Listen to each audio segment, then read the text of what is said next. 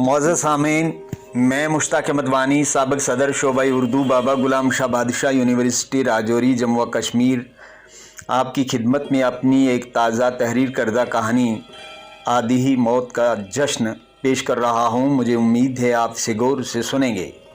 वफ़ा महल एक high school के headmaster थे। उन्हें हेडमास्टर बने 12 साल हो गए थे। इल्म रियाज़ी में एमएससी थे। उन्हें अपने सब्जेक्ट पर खासा अबूर हासिल था। उनका ये कहना था कि इल्म रियाज़ी एक मुश्किल तरीन सब्जेक्ट है जो हर किसी को नहीं आता है। अल्लाह ताला इस सब्जेक्ट के जरासीम हर किसी को अता नहीं करता। वफ़ा महल एक काबिल उस्ताद तो थे ही, एक असूल परस्त और खुश अखलाक इंसान भी थे। बहुत से तलबा व तालिबात उनके घर पर ट्यूशन पढ़ने आते थे। वो सुबह 10 बजे से पहले और शाम को 4 बजे के बाद ट्यूशन पढ़ाते थे। उनके पढ़ाए हुए कई तलबा व तालिबात कोई डॉक्टर, कोई इंजीनियर और कोई एडमिनिस्ट्रेटिव ऑफिसर की पोस्ट पर तैनात था। इल्म रियाज़ी के अलावा उन्हें अदब से भी गहरा लगाव था। वो अंग्रेज़ी, हिंदी और उर्दू के बुलंद पाया शायरों और अदीबों के अदबी कारनामों से बखूबी वाकिफ़ थे।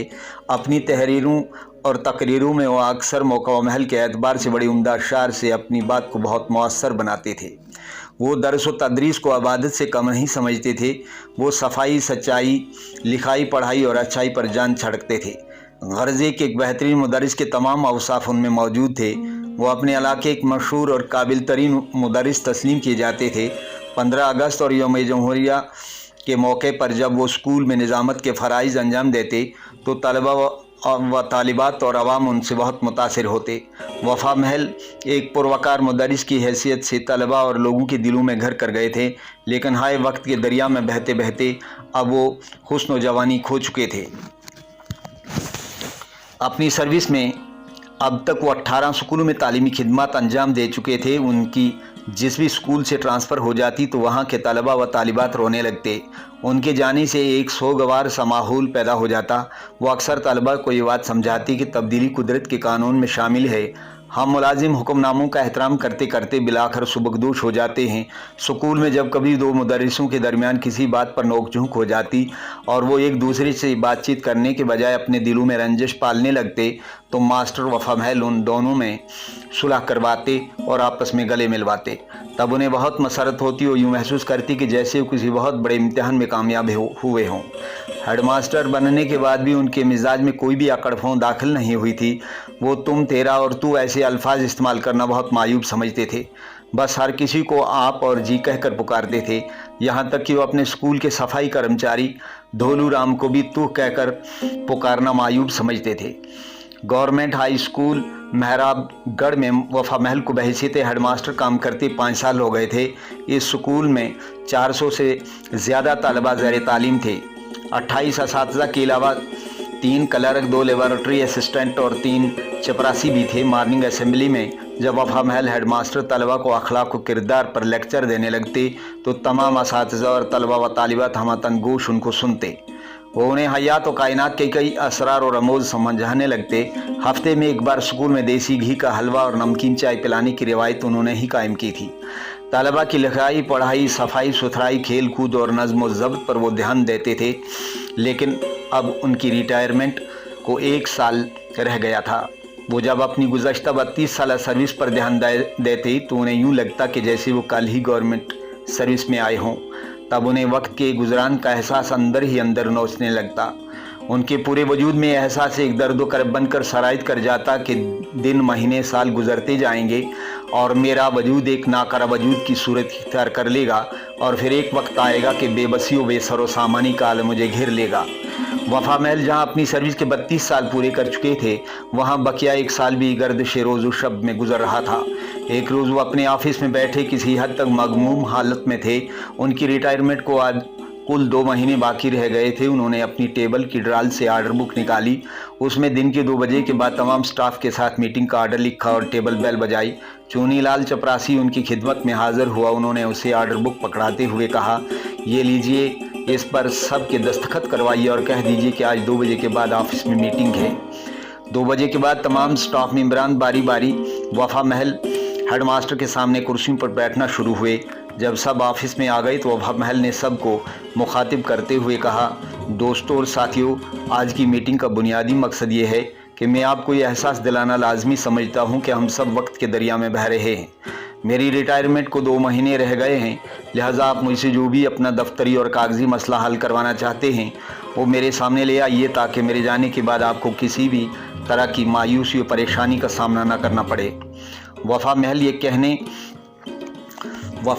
कहने के बाद लम्हा भर के लिए खामोश रहे तो सोशल साइंस के टीचर भगवान दास किसी हद तक मुस्कराते हुए कहने लगे, सर मुझे आपको देख के लगता ही नहीं है कि आप रिटायर हो रहे हैं या रिटायर होंगे। चलिए अगर यही बात मान लें कि आप 2 महीने के बाद रिटायर हो रहे हैं तो सर आप उन खुशनसीब ऑफिसरों में एक हैं जो बाइज़्ज़त तरीके से रिटायर हो रहे हैं, वरना बहुत से लोगों को रिटायरमेंट से पहले ही रिटायर किया जाता है, इसलिए खुश रहिए। वफ़ा महल ने कहा, भगवान दासी आप सही कह रहे हैं, लेकिन मैं आप सबको ये बता देना चाहता हूं कि हर मुलाजिम की रिटायरमेंट उसके लिए आधी मौत होती है।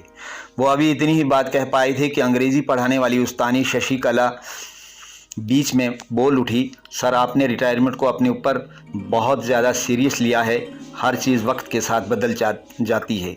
वफ़ा महल ने उस्तानी शशिकला की बात सुनी और फिर रिटायरमेंट का माने मफ़हूम समझाते हुए कहने लगे, दरअसल रिटायरमेंट का मतलब यह है कि हमारी वजूदी हैसियत और फितरी सलाहियतें वक्त के साथ साथ ख़त्म हो जाती हैं, इसलिए हम सब तमाम सरकारी इख्तियारात से महरूम कर दिए जाते हैं। रिटायरमेंट के बाद हमारा वजूद हमारे लिए हर तरह से बोझ बन जाता है। आप ही बताइए किस चीज़ में कमी नहीं आती। तमाम स्टाफ मेंबरान वफ़ा महल की बातें गौर से सुनते रहे, कुछ इस बात में सर हिलाते रहे, कोई 1.5 घंटे तक और भी मसाइल पर बातें होती रहीं। आखिर पर सब ने चाय पी और आज की ये मीटिंग बर्खास्त हो गई। स्कूल से छुट्टी होने के बाद वफ़ा महल अपने घर में आए तो उनकी बीवी और बच्चों ने रात को खाना खाने के बाद वफ़ा महल की रिटायरमेंट की बात छेड़ी। उनकी बीवी आसिया ने उनसे पूछा, आपकी रिटायरमेंट को कितने महीने रह गए हैं? वफ़ा महल ने जवाब दिया, 2 महीने रह गए हैं, अक्टूबर में मेरी रिटायरमेंट है। आसिया ने कहा, हाँ तो मेरी बहनें और भाई पूछ रहे थे कि जीजाजी की रिटायरमेंट कब है, वो आपकी रिटायरमेंट पार्टी के लिए नए सूट बूट खरीदना चाहते हैं। वफ़ा महल की 3 बेटियां और एक बेटा था। बेटा बेटियों से बड़ा था, वो ग्रेजुएशन कर चुका था। 2 बेटियां ग्रेजुएशन कर रही थीं और एक 12वीं में ज़ेर तालीम थी। बेटे ने वफ़ा महल को सुझाव दिया, कहने लगा, पापा दिलशाद पैलेस पहले ही बुक करवाना पड़ेगा, इसके अलावा रिटायरमेंट का कार्ड भी छपवाना पड़ेगा। बेटियों ने भी खुशी के जज्बे से सरशार होकर अपनी अपनी पसंद की शॉपिंग का इजहार किया, लेकिन वफ़ा महल बीवी और बच्चों की बातें सुनते हुए खामोश सब के चेहरों की तरफ बड़ी बेबसी से देख रहे थे। उनके बेटे अबरार ने कहा, पापा आपने क्यों चुप साध ली, कुछ हाँ ना कहिए ना। वफ़ा महल ने कहा, कैसी बेवकूफ़ाना बातें हैं तुम्हारी, मेरी समझ में ये बात नहीं आ रही है कि मैं रिटायर हो रहा हूँ और आप सब अपने पराए मेरी रिटायरमेंट का जश्न मनाने पर तुले हुए हैं। 1,20,000 रुपये माहाना तनख्वाह लेता हूँ, रिटायरमेंट के बाद बमुश्किल 60,000 रुपये लूँगा। मेरे तमाम सरकारी इख्तियारात मुझसे छिन जाएंगे। इस सब के बावजूद आप मुझसे रिटायरमेंट पार्टी चाहते हैं। समाज में ऐसी भूंडी रस्म का खात्मा होना चाहिए। वफ़ा महल की बातें सुनकर उनकी बीवी और बच्चे उनसे खफा हुए।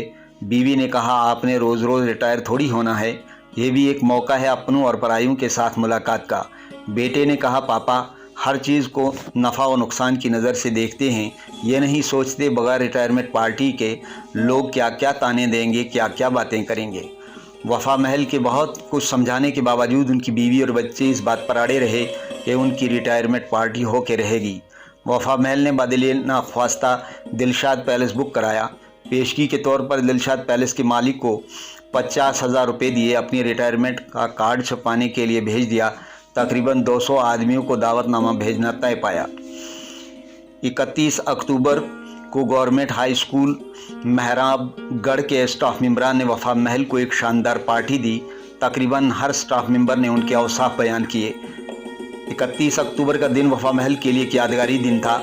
स्कूल में तमाम बच्चे अपने अपने हाथों में फूल लिए तरतीबवार बाहर खड़े उनके ऑफिस से निकलने का उनका इंतज़ार कर रहे थे। वो हर एक मर्द स्टाफ मेंबर से गले मिल रहे थे, सबसे माफ़ी चाहते थे। उनके गले में रुपए और फूलों के हार पड़े हुए थे, लेकिन उनकी आंखें आंसुओं से छलक रही थीं। वो बड़ी हसरत से अपने स्कूल के ऑफिस को देखते हुए जो ही बाहर निकले तो बच्चों ने उन पर फूल बरसाने शुरू किए। उनकी वीडियो बनाई जा रही थी। 8वीं, 7वीं और 10वीं जमात के तलबा व तालिबात बारी बारी उनके गले मिल लग के रो रहे थे। उन्होंने सब बच्चों की तरफ अपना अलविदाई हाथ लहराया और गाड़ी में सवार होकर अपने साथियों के साथ सीधे दिलशाद पैलेस पहुंच गए। दिलशाद पैलेस वफा महल की रिटायरमेंट पार्टी के लिए खासा दिलकश बनाया गया था। उनको हर शख्स मुबारकबाद दे रहा था। खाने पीने की स्टॉल तरतीबवार लगे हुए थे। उनकी अहलिया, उनके बच्चे और उनके ख़ानदान वाले और बहुत सारे लोग वहां मौजूद थे। यूँ लग रहा था कि जैसे वफा महल को एक बार फिर दुल्हा बनने का मौका मिला हो। खाने पीने से फारग होने के बाद वफा महल के चंद दोस्तों और उनके बच्चों ने उन्हें हंसता मुस्कराता देखने के लिए डेक पर आनंद बख्शी का लिखा फिल्म जीने की राह का ये गीत लगाया। आने से उसके आए बहार, जाने से उसके जाए बहार, बड़ी मस्तानी है मेरी महबूबा, बड़ी मेरी ज़िंदगानी है मेरी महबूबा। इस गीत की धुन पर वफा महल के कुछ साथियों ने उन्हें अपने साथ नाचने पर मजबूर किया। देखते देखते वफा महल की बीवी आसिया को भी कुछ औरतों ने उनके साथ नाचने पर तैयार किया। कुछ ही वक्त के बाद वफा महल की रिटायरमेंट पार्टी इख्तिताम को पहुंची। हर चीज़ समेट दी गई। अपने और पराये अपने अपने घरों को चले गए। आखिर पर जब दिलशाद पैलेस के मालिक ने वफा महल के सामने 1,30,000 रुपये की अदायगी के लिए बिल रखा तो वफा महल ने अपने मोबाइल फ़ोन से बिल चुका दिया। लेकिन उन्हें बिल चुकाते हुए यूँ महसूस हो रहा था कि जैसे उन्हें अपने और परायों ने ताबूत में रख दिया हो। शुक्रिया।